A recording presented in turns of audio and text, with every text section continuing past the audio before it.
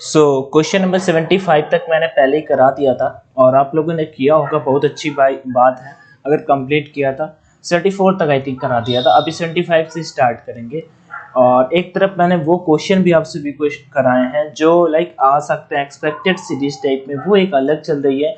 और ये एक एमसीक्यू फॉर्मेट में आपको मैं ऑलरेडी करा रहा हूँ कि जिससे आपको हेल्प मिले और आप बीएसएफ आरओ एग्जाम में या फिर इंडियन कोस्ट गार्ड के एग्जाम में जो केमिस्ट्री सेक्शन का क्वेश्चन आने वाला है, वैसे फिजिक्स का भी कराएंगे, बट टेंशन न लो, फिजिक्स और केमिस्ट्री दोनों का जो होगा वो आपका क्लियर हो जाएगा। एंड आई एम प्लानिंग कि मेरे पास एक नोट्स रखे हैं, काफ़ी पुराने तो नहीं है, अभी से लगभग 8 महीने पहले के हैं। केमिस्ट्री मतलब मैंने पढ़ा था कहीं से, बहुत अच्छे तरह से बने हुए हैं। तो मेरा एक प्लान है कि आपको जो भी 4-5 घंटे में वो पूरा का पूरा कवर हो पाए, बहुत अच्छे से समझा दूंगा। तो एक ही वीडियो में कवर कर दूंगा वो चीज़ें। अगर आप कंप्लीट कर लेते हो तो लगभग थोड़ा सा टाइम लगेगा मेरे लिए वो, लेकिन मैं अगर वो कंप्लीट कर लेते हो तो मुझे ऐसा लगता है कि आप 5 से 6 घंटे जो भी उस वीडियो को दोगे, बहुत ज़्यादा उसमें आपको फ़ायदा मिलेगा। मतलब कि 5 से 6 क्वेश्चन मुझे ऐसा लगता है आराम से डिट्टो मिल जाएंगे। और अगर वो पूरा कंप्लीट कर ले तो ऑलमोस्ट 10 क्वेश्चन मिल जाएंगे, ऑलमोस्ट 10 क्वेश्चन आपको उसी से मिल जाएंगे।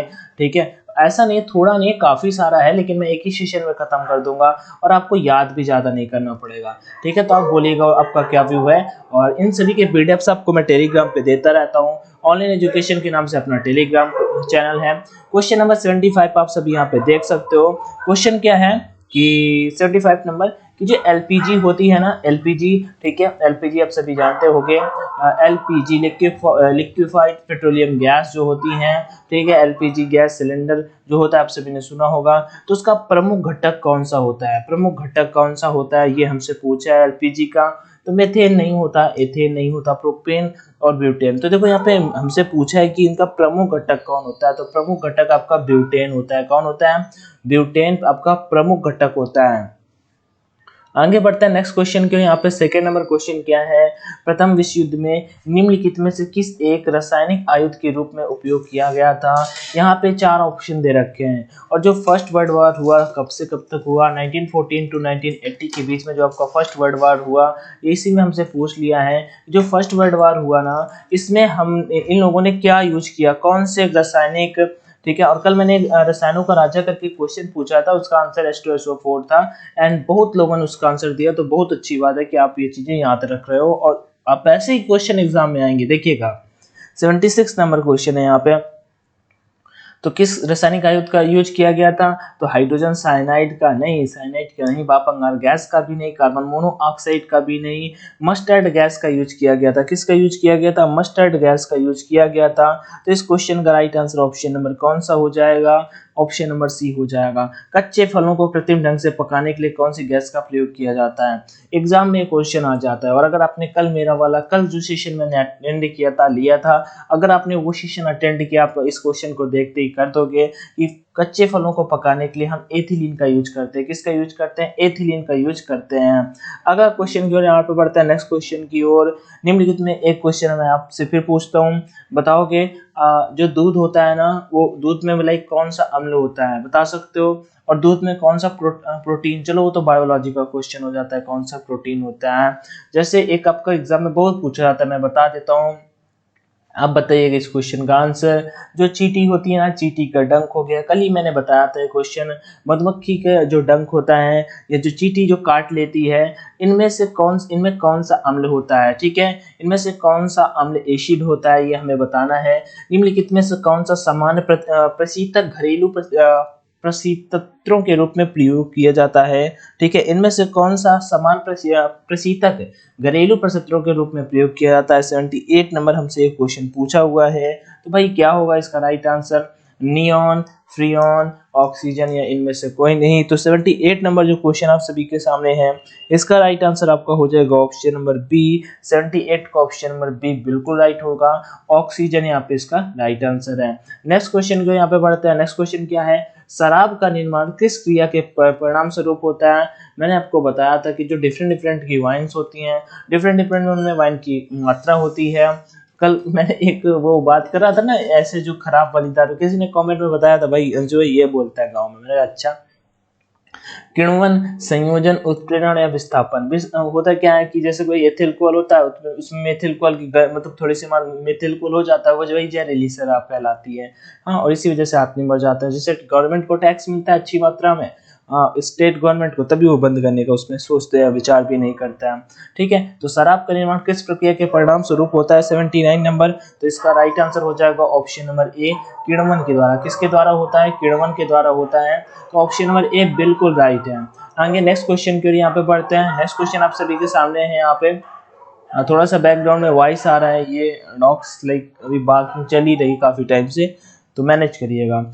बायोडीजल के उत्पाद में निम्नलिखित में से कौन सी प्रक्रिया अपनाई जाती है? जो बायोडीजल है उसके प्रोडक्शन में इनमें से कौन सी प्रक्रिया में इस तरीका अपनाया जाता है? अनुलेखन, अनुवाद, ट्रांसएस्टरिफिकेशन या ट्रांसमिनेशन। वो बायोडीजल जो होता है इसके उत्पाद में, इसके प्रोडक्शन में इनमें से कौन सी क्रिया अपनाई जाती है?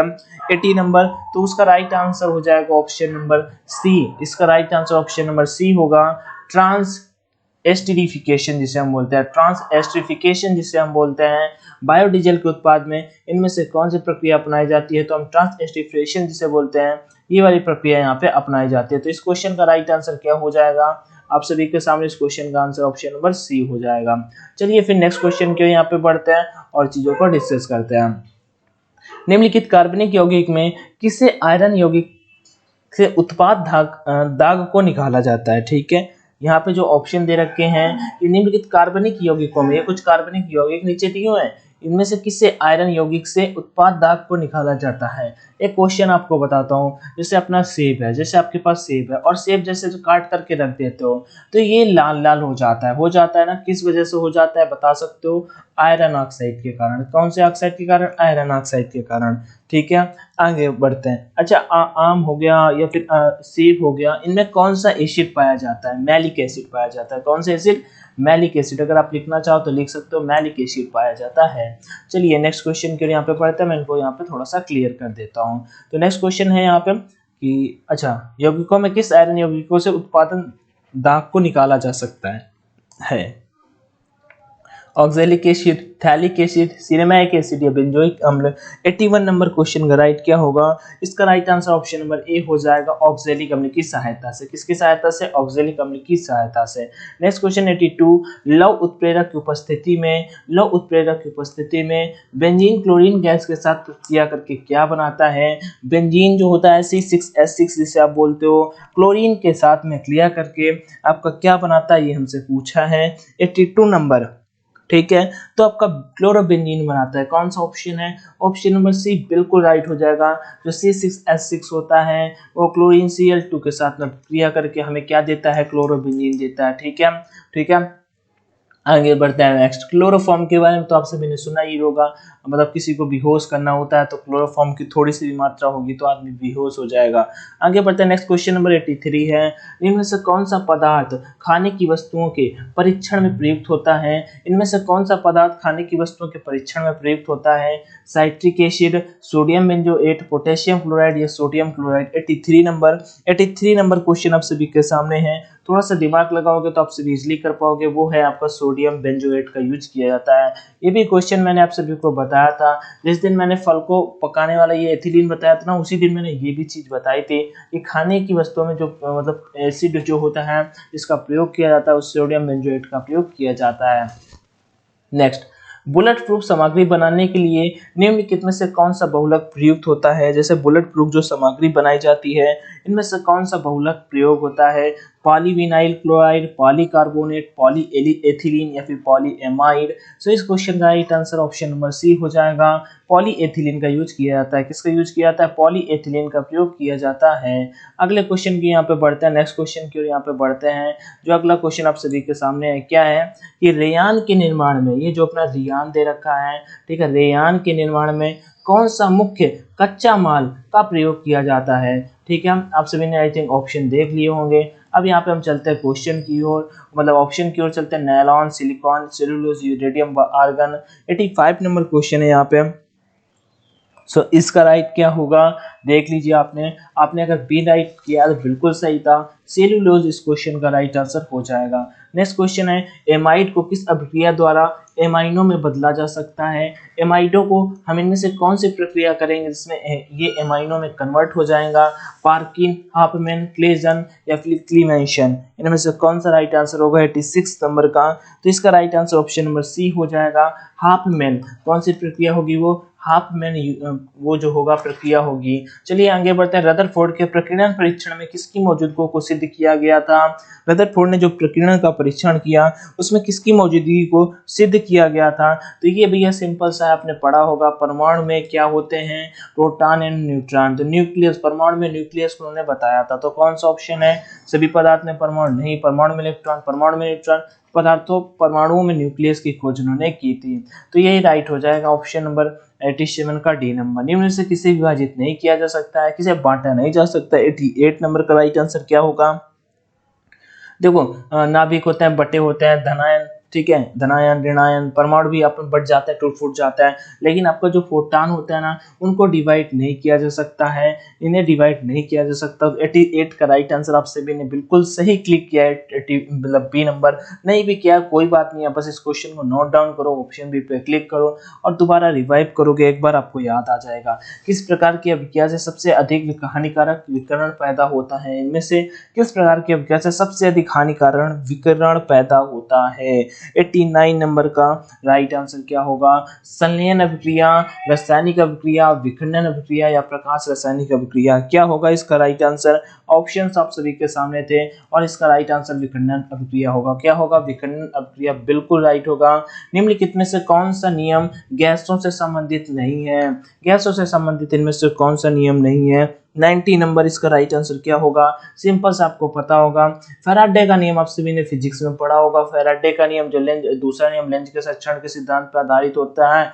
बाकी चार्ल्स का नियम हो गया, बॉयल का नियम हो गया, गैलीलियो का नियम हो गया, ये सारे के सारे आप सभी ने केमिस्ट्री में पढ़े होंगे। वैसे चार्ल्स का नियम, बॉयल का नियम अपने फिजिक्स में भी पढ़ा होगा, लेकिन अगर आपको थोड़ा भी याद है तो फैराडे का नियम आपको यहाँ पे नहीं मिलेगा। लेकिन ये फैराडे का नाम से लेके विद्युत चुंबकीय चैप्टर ही करके स्पेसिफिक है फिजिक्स में। एयरफोर्स एंड नेवी के जो कैंडिडेट प्रिपरेशन कर रहे हैं उनको तो बेसिकली बहुत अच्छे से पता होगा, क्योंकि वो चीज मुझे भी बहुत अच्छे से पता है। प्रति ग्राम ईंधन द्वारा मौजूद ऊर्जा की दर से निम्न में से कौन सर्वोत्तम ईंधन कौन सा है। तो इनमें से बताइए, प्रति ग्राम ईंधन द्वारा मौजूद ऊर्जा की दृष्टि से इनमें से पूछा है कि कौन सा सर्वोत्तम ईंधन है, सर्वोत्तम ईंधन इनमें से कौन सा है। 91 नंबर। तो सिंपल सा आपका राइट आंसर हो जाएगा हाइड्रोजन। कौन सा है, हाइड्रोजन। एक क्वेश्चन आप सभी से पूछ लेते हूँ, जैसे कोयला आप सभी ने सुना होगा, ठीक है, कोयला। तो कोयला जैसे दो टाइप, मतलब कोयला तो होते हैं डिफरेंट डिफरेंट टाइप्स के होते हैं, ठीक है। तो कोयला जो होता है सबसे बेस्ट कोयला कौन सा होता है, सबसे बेस्ट कोयला कौन सा होता है। सेकेंड टर्म का जो कोयला होता है भारत में पाया जाता है, जिसे हम बोलते हैं बिटुमिनस। क्या बोलते हैं, बिटुमिनस। और जो फर्स्ट वाला होता है वो आप मुझे बताओगे। 98% बिटुमिनस पाया जाता है इधर झारखंड में, दामोदर हो गए, दामोदर नदी पे, इधर उड़ीसा महानदी पे, गोदावरी, ये 3 नदियों पे आपका पाया जाता है। तो यहीं पे पाया जाता है इधर, ठीक है, साउथ एरिया में, ठीक है।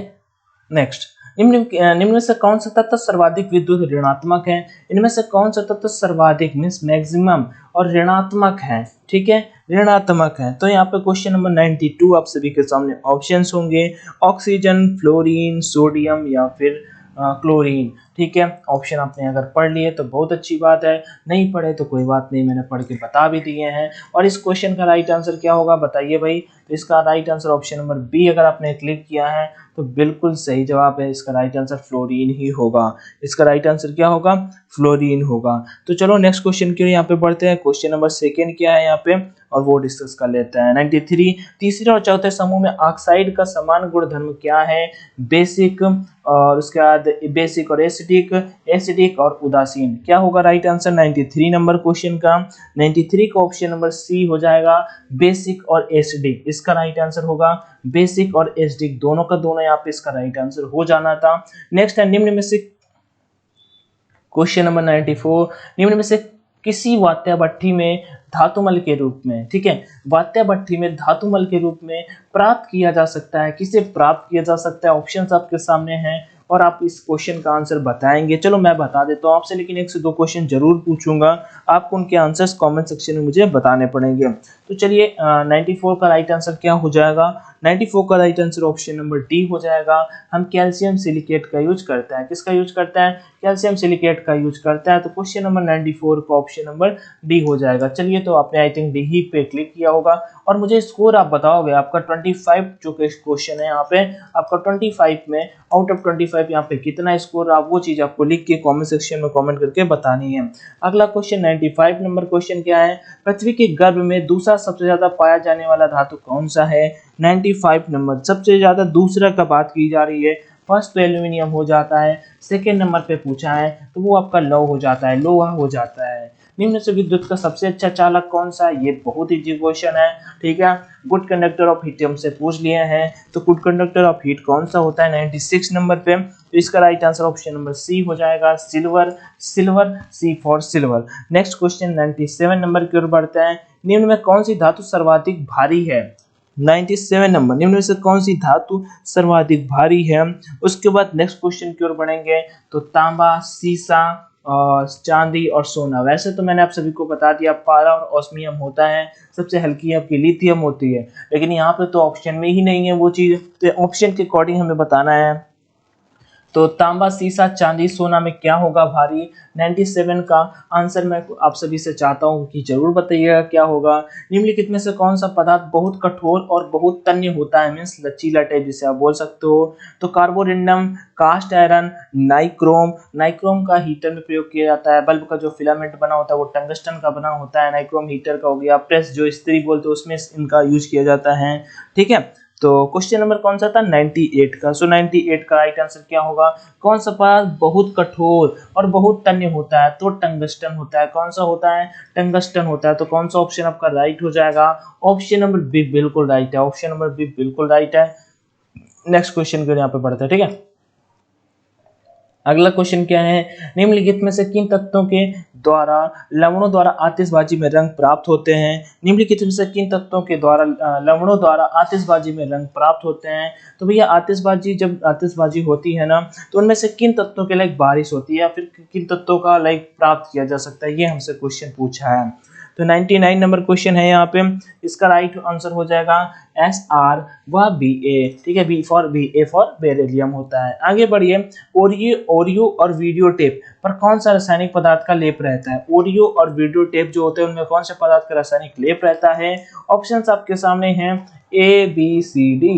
बताइएगा कमेंट सेक्शन में इसका भी राइट आंसर। मैंने आपसे केवल 2 क्वेश्चन पूछे हैं। टोटल आज सेशन में 26 क्वेश्चन मैंने कराए, क्योंकि मैंने 75 से स्टार्ट किया था। 75 तो हमें यहाँ पे पहुंचना था 100 और हमने पूरे के पूरे कंप्लीट कर लिए हैं। बस 2 क्वेश्चन आपसे पूछे हैं। आप 25 क्वेश्चन में बताओगे कि आपका कितना स्कोर रहा।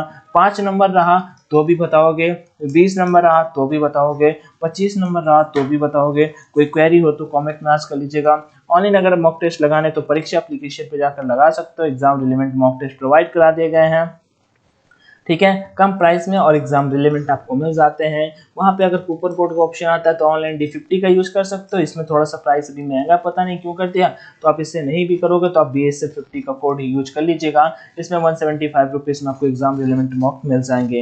वीडियो देखने के लिए बहुत बहुत शुक्रिया आपका। ऐसे ही लाइक शेयर सब्सक्राइब करते रहिए। Thank you. जय हिंद। अभी सेशन करते हैं finish. Take care everyone, all the best.